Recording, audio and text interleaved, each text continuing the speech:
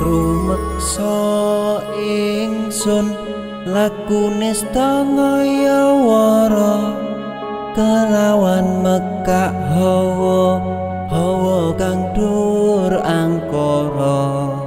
senajan setan gentayangan tansah gawe rupeda hingga pupusing jaman hametek ingsun nyirep geni wisamurka maperhardaning panca saben ules sing netra linambaran sih kawelasan ingkang paring kamulyan Sang Hyang Jati